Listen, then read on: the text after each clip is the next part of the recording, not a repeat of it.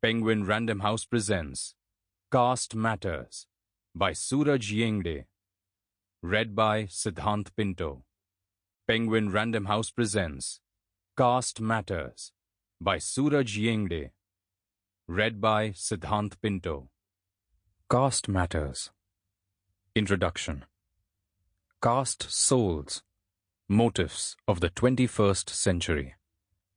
Taking me into her cushy arms, my paternal grandmother, was reminding me of the importance of my presence in her life.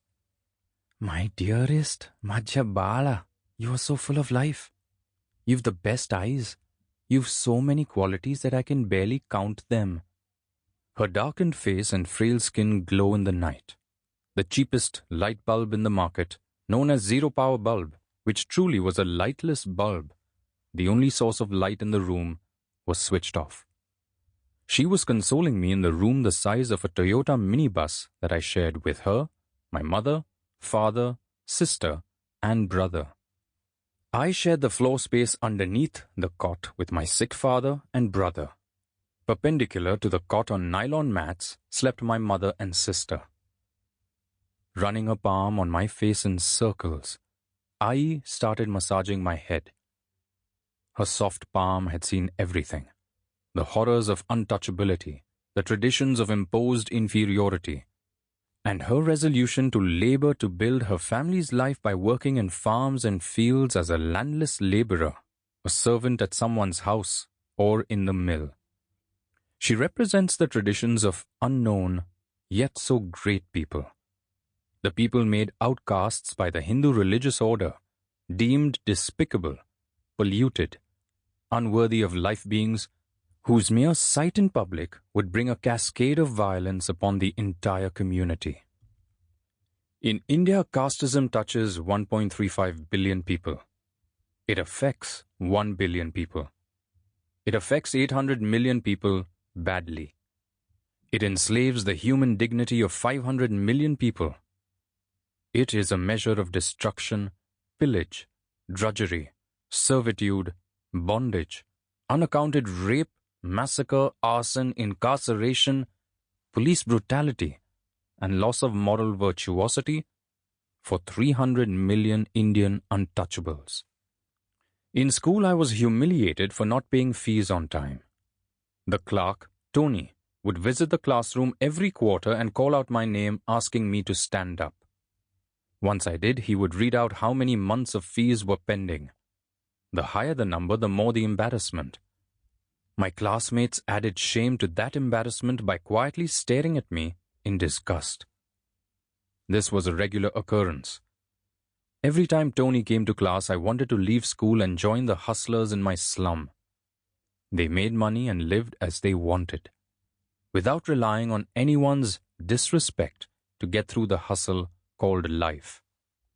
I grew up in relative poverty in the early part of my life, until I reached 6th grade. After that, my family was downgraded to a level below poverty, officially known as below poverty line, or BPL.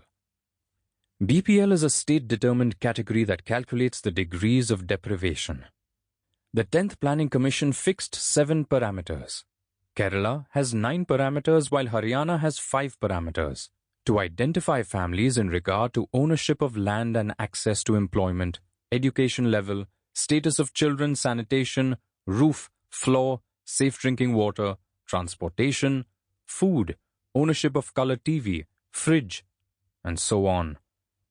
In addition, there is an income cap which varies and is adjusted according to one's non-ownership of the above. In Maharashtra, the BPL numbers are premised on the basis of 13 factors, identifying 46 lakh people, close to 50% of the total population, below the poverty line in the 1990s and 39% in the 2000s. In the year 2012, a World Bank report calculated 17% of the total population below the poverty line. The report stressed on the rising poverty in the northern and eastern districts of Maharashtra. My district, Nanded, had 18 to 24% of the population below the poverty line. There was, however, no distinction made between families belonging to the scheduled caste category and other categories. My family, on the urban fringes, fit into the BPL category perfectly.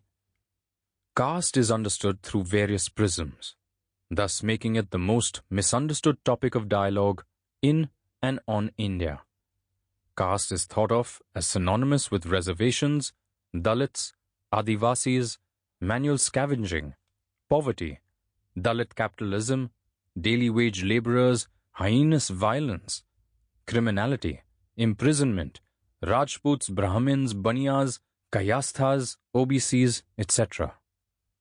These are some of the many variations that bear witness to the everyday nakedness of caste.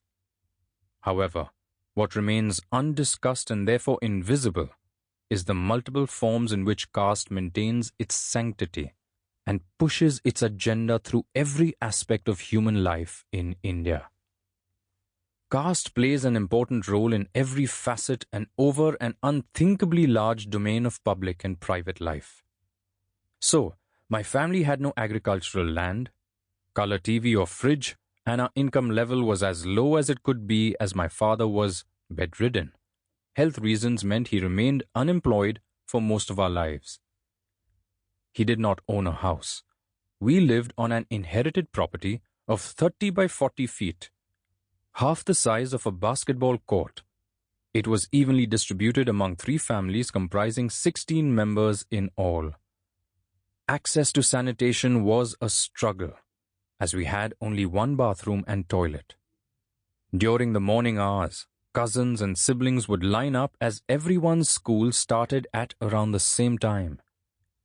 The education level in my house did not go beyond 10th grade. Rusty corrugated iron sheets that served as the roof were placed on fragile brick walls, pressed down with heavy stones weighing 10 to 20 kgs, so that they didn't fly in the wind.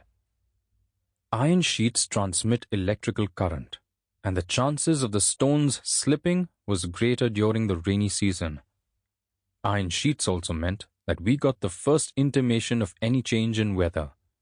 They were our live weather reports. Drizzles would alert us about the arrival of rain. We were the first to notice as those drops made thunderous noise. When it was summer, the iron sheets would attract harsh sunlight. Whoever sat underneath them on a good summer day would choke, as it was difficult to breathe. Due to lack of insulation, the winter did not spare us either. We slept in the house bearing the ruthless weather. Our prayers round the clock were to somehow get rid of those iron sheets. Sadly, they were never answered. Whenever I visited my mother's side of the family, I would wake up surprised to notice that it had rained the previous night and I didn't get to know. They had a thick roof made of cement which made no announcement of rain. The noise of a downpour in my own house made it difficult to sleep. To survive in such a situation, I volunteered to do odd jobs, desperately looking for temporary relief despite my parents' resistance. Once I thought of joining the boot factory where my friends from the area worked as manual laborers. Another time I worked on groundnut soil in the fertile region of Vidarbha, accompanying my mother's family. I worked as a manager overseeing my father's newspaper. I worked as a helper to a truck driver. I worked in a warehouse, all in my attempt to make ends meet.